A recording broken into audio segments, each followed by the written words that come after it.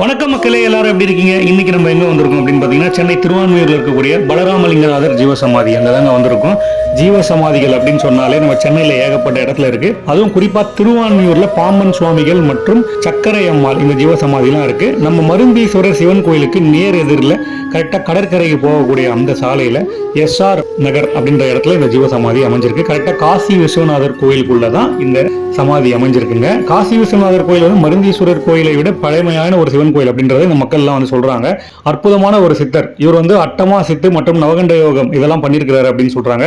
இவர் போக போக தான் சிவன் மீது இருந்த அந்த அன்பு பற்று அதெல்லாம் வந்து மக்கள் வந்து பார்த்து தெரிஞ்சுக்கிட்டாங்க. இவர் வந்து சுயம்புவா ஏற்பட்ட அந்த சிவலிங்கத்தை வந்து கட்டிப்பிடித்தபடியே பல நாட்கள் வந்து தவம் செஞ்சிருக்கிறாரு அப்படின்லாம் சொல்றாங்க.